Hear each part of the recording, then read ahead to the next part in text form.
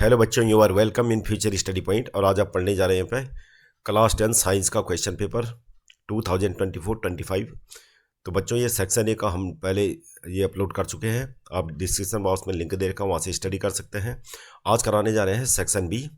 ये question paper science का set 3 है।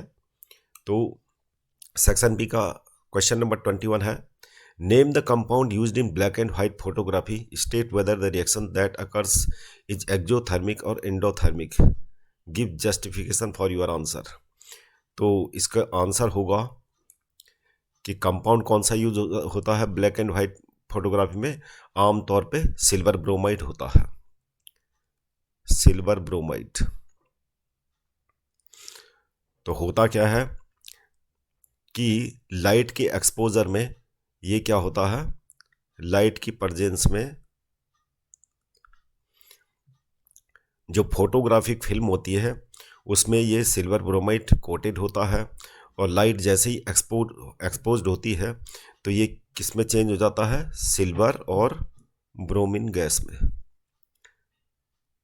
तो ये कौन सी रिएक्शन है, ये होती है फोटो डिकम्पोजिशन रिएक्शन। इस रिएक्शन का नाम है फोटो डिकम्पोजिशन रिएक्शन।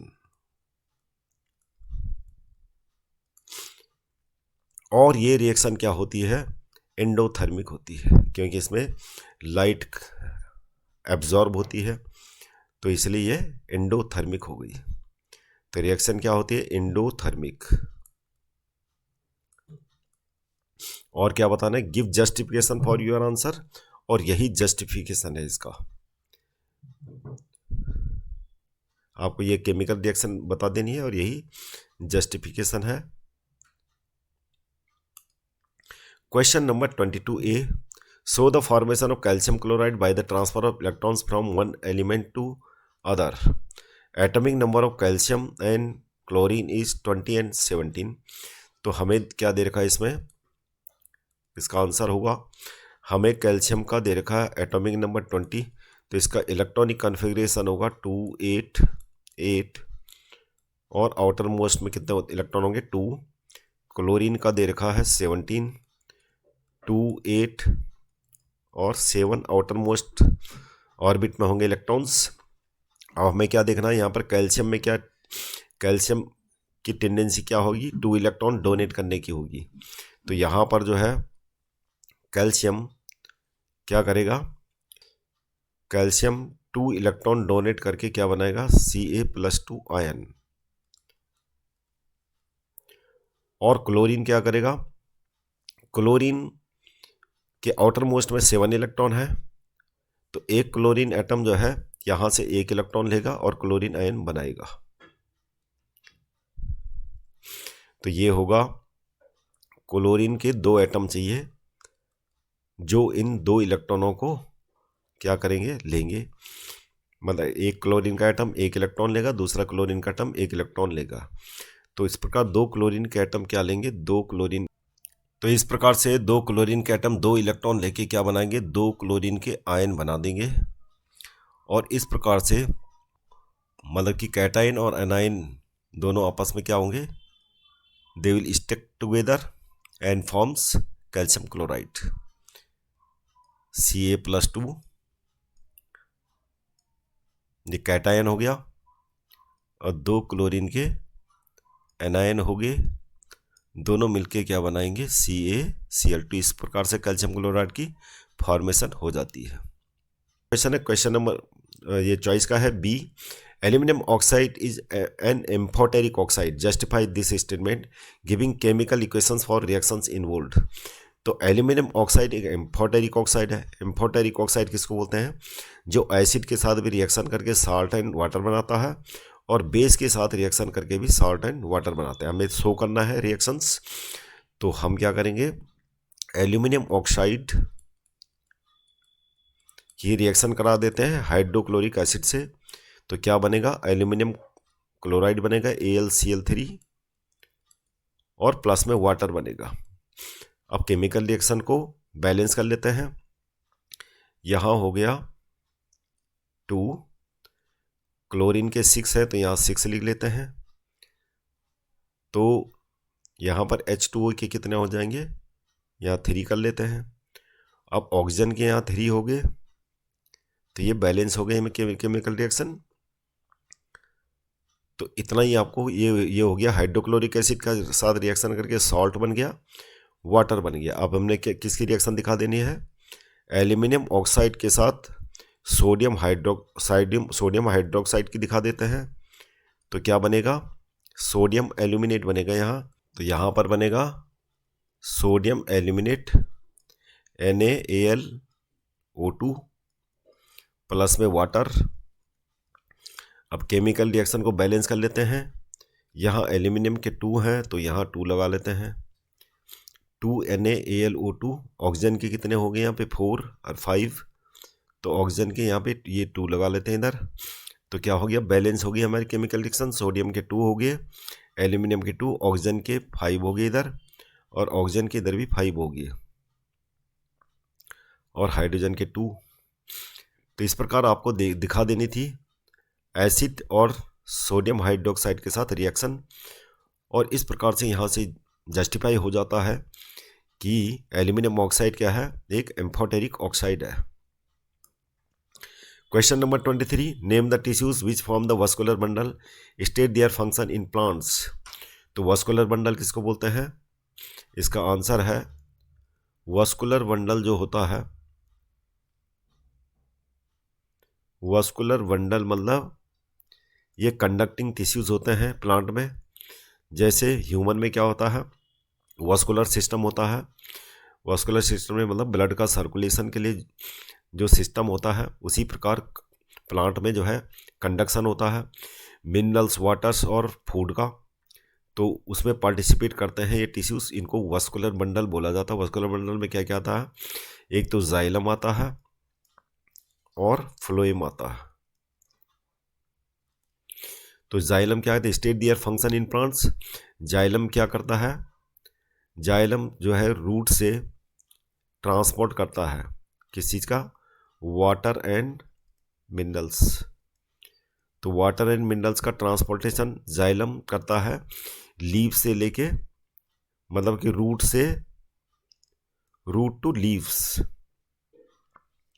और फ्लोएम क्या करता है, फूड का ट्रांसपोर्टेशन करता है, फूड का ट्रांसपोर्टेशन करता है leaves to all parts of the plant.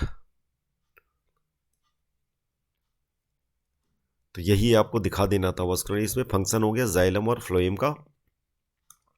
Question number 24, draw a ray diagram to show the refraction of ray of light passing through an equilateral glass prism, mark the angle through which the emergent ray bends from the direction of the incident ray and also name it. तो हमें क्या दिखा देना था, एक diagram दिखा देना था यहाँ पे। ये इक्विलेटरल ग्लास प्रिज्म हो गया, और एक स्लैंट लाइट रे ऐसे दिखा देनी है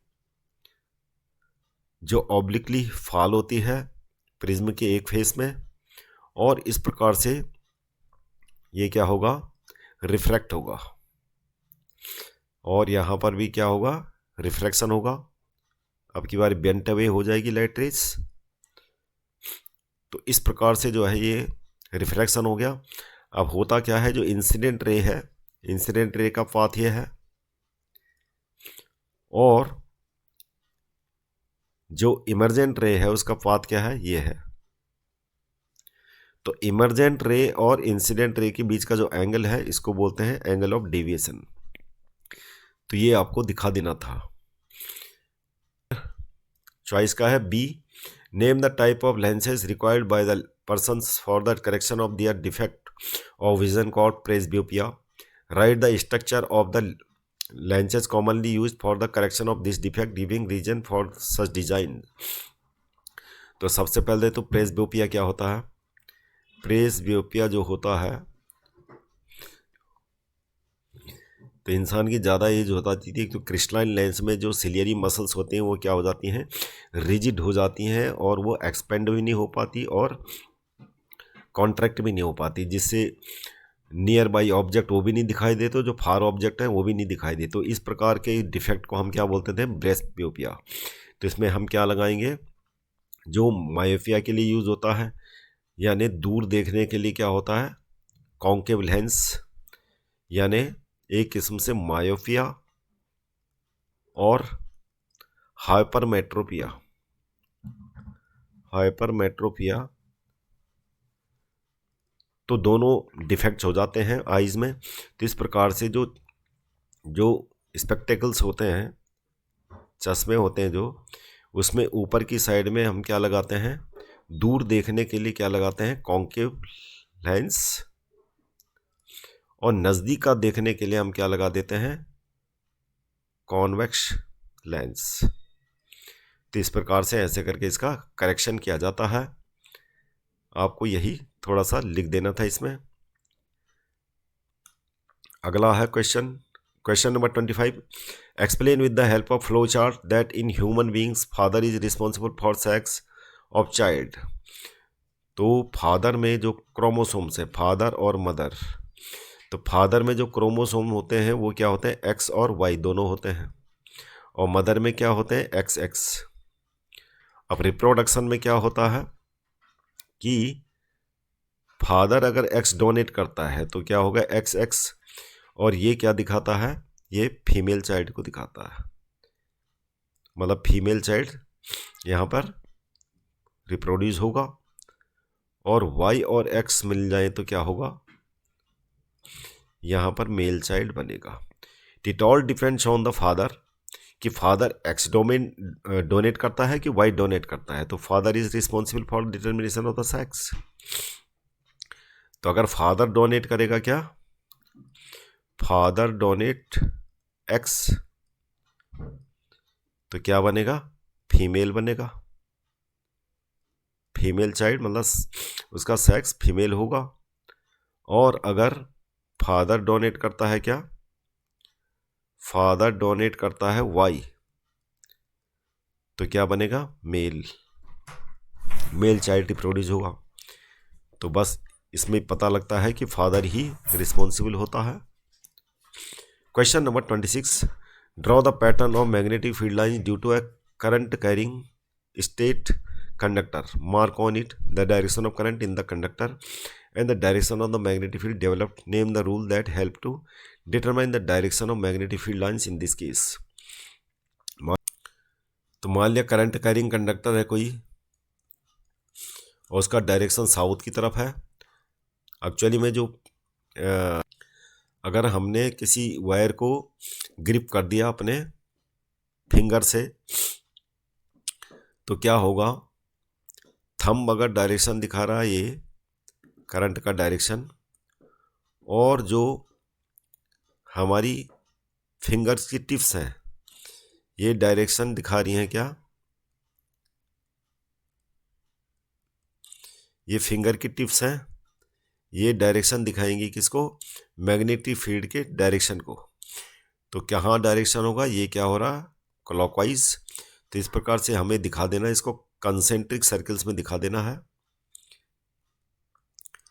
तो फिंगर की टिप्स क्या शो कर रही हैं, उस डायरेक्शन में हमें मैग्नेटिक फील्ड का डायरेक्शन दिखा देना है। तो ये क्या हुआ, राइट हैंड थंब रूल है। अगर नॉर्थ की तरफ होगा तो क्या होगा, नॉर्थ की तरफ अगर करंट का डायरेक्शन होगा तो मैग्नेटिक फील्ड का डायरेक्शन क्या हो जाएगा, रिवर्स हो जाएगा। अभी क्लॉकवाइज था, ये क्लॉकवाइज है। अभी डायरेक्शन, करंट का डायरेक्शन क्या हो गया, नॉर्थ की तरफ, तो मैग्नेटिक फील्ड का डायरेक्शन क्या हो जाएगा, anti clockwise.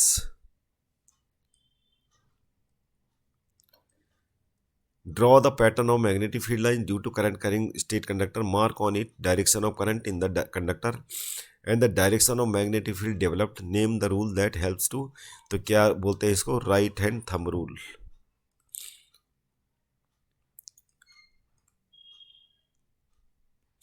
Right hand thumb rule.